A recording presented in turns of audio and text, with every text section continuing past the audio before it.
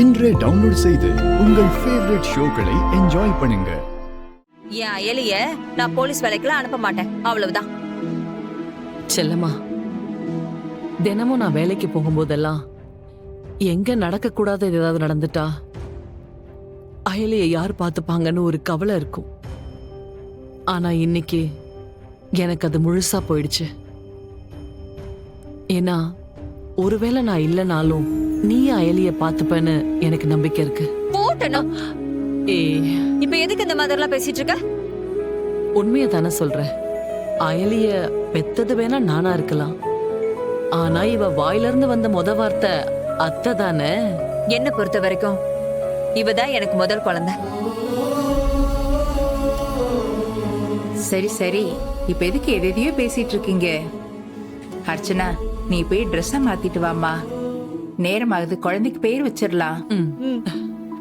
எதுக்கு ட்ரெஸ்ஸை மாத்தணும்? அர்ச்சனா யூனிஃபார்ம்ல இருக்கிறதா கம்பீரமா இருக்கு. இதோடய வந்து குழந்தைக்கு பேர் வைக்கட்டும்.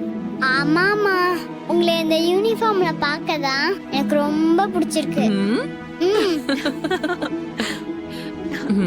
இனி உங்க பேரு சக்தி. சக்தி சக்தி.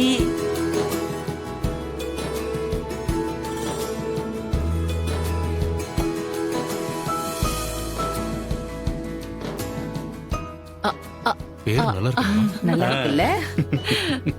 பேர் நல்லா இருக்கா? மா, பாத்தியா? பேர்னா இப்படி இருக்கணும். அது சரி, உங்க விஷயத்துல நான் தலையிடவே கூடாது. என் தப்புதாமா? என் பேரு வர்மா.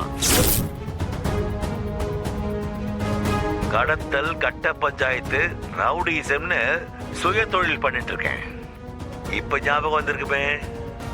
சார் நீங்களா? ஆ, நேத்து கூட உங்களை பத்தி தான் பேசிட்டு இருந்தோம். எவ்வளோ பெரிய ஆள் நீங்க, எனக்கெல்லாம் ஃபோன் பண்றீங்க, பரவாயில்லையே. என்ன மாதிரி நக்கலா பேசுறீங்களே, நைஸ். இப்ப நான் எதுக்கு ஃபோன் பண்ணேன்னா, மிஸ்டர் நாராயணன் கிட்ட என்ன பத்தியும் நான் பண்ண கிரைம்ஸ் பத்தியும் சில ப்ரூஃப்ஸ் இருக்கு. அந்த நாராயணன் உங்களுடைய க்ளோஸ் ரிலேட்டிவ்னு எனக்கு நல்லா தெரியும். சோ அந்த ப்ரூஃபை கொஞ்சம் வாங்கி கொடுத்தீங்கன்னா உங்களுக்கு நான் 2 கோடி வரைக்கும் தரத்துக்கு தயாரா இருக்கேன். பணம் வாழ்க்கையில எவ்வளவு முக்கியம்ன்றது நான் சொல்லி உங்களுக்கு தெரிய வேண்டிய அவசியம் இல்ல.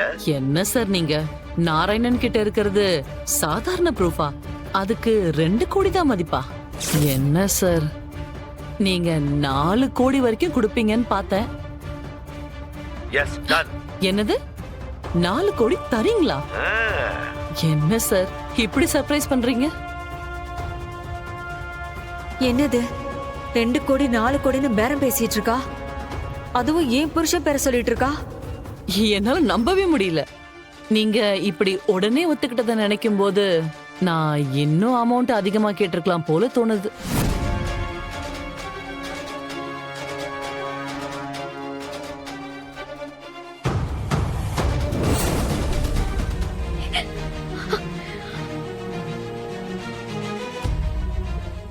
உன் மேல இந்த அளவுக்கு வெறுப்ப காட்டுறேன்னா அந்த அளவுக்கு உன் மேல நான் பாசம் வச்சிருந்தேன்டி. அப்பப்போ உங்க அம்மா பேரை கேட்டாலே எனக்கு கோபம் வெறுப்பும் வருதோ, அதுக்கு மாறா ஒரு காலத்துல உங்க அம்மா பேச்ச வேதவாக்கா நம்பிட்டு இருந்தேன்டி. அவளை சாமி மாதிரி பாத்துட்டு இருந்தேன்டி. ஆனா காசுக்கு ஆசைப்பட்டு என் புருஷனை காட்டி கொடுத்து அவரை கொன்னு இப்படி எனக்கு நம்பிக்கை துரோகம் செஞ்சுட்டாளே.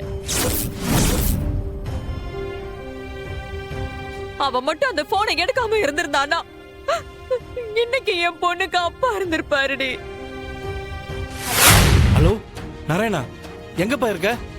நான் அவரோட வைஃப் பேசுறேங்க. ஹலோ நாராயணா, கேக்குதா? ஹலோ சார், கேக்குதா? அவர் வெளியில இருக்காரு. ஹலோ, நீங்க பேசுறது எனக்கு கேக்குது. ஹலோ, லைன்ல இருக்கேப்பா. ஹலோ நாராயணா, நான் சொல்றத நல்லா கேட்டுக்கோ. நம்ம ரொம்ப ஆபத்துல இருக்கோம்பா. போலீஸ்க்கு ப்ரூஃப் நம்ம கிட்ட தான் இருக்குன்னு தெரிஞ்சிருச்சு. இப்ப அவங்க எப்படியாவது வாங்கி ஆகணும்னு ட்ரை பண்ணிட்டு இருக்காங்க. அந்த ப்ரூஃப்ல இருக்கிற உண்மை மட்டும் வெளியே வந்தா அந்த ஐஜியை சேர்ந்து உள்ள போக வேண்டி வரும்.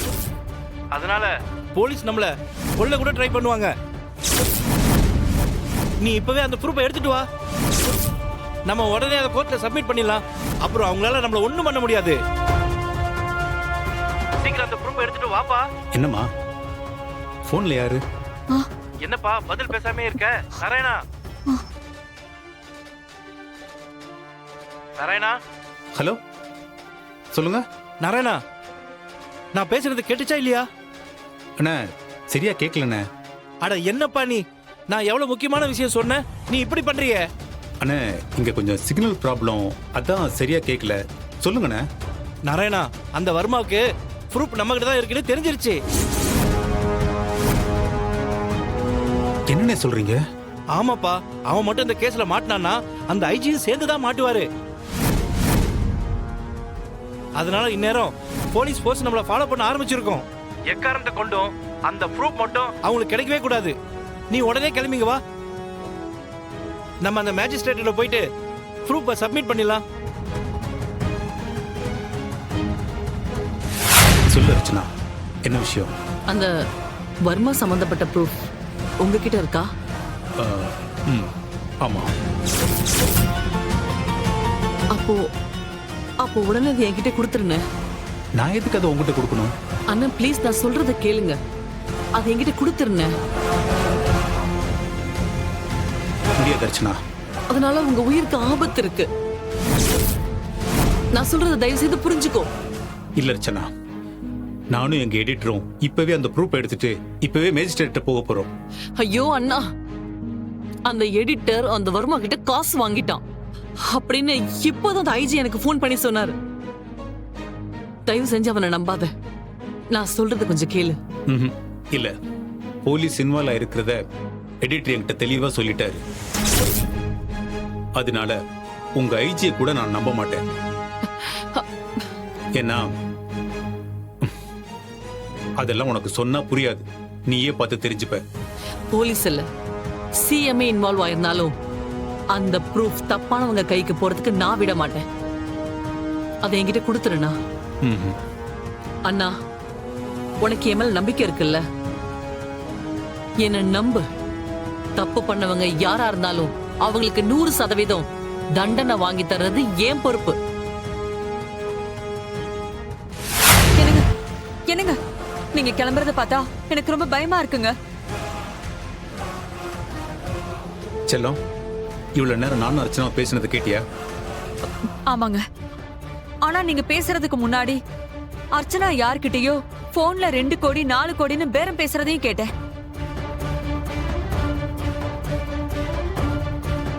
அர்ச்சனா பேசினது நீ நினைக்கிற மாதிரி எதுவும் தப்பா இருக்காது. ஆனா அதுல பாதி உண்மை இருக்கு. போலீஸ் இந்த ஆதாரத்தை எடுக்கிறதுக்கு தீவிரமா இறங்கிட்டாங்க.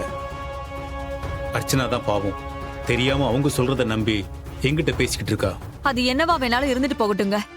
போன்ல அந்த எடிட்டர் உங்க உயிருக்கு ஆபத்துன்னு சொல்றாரு.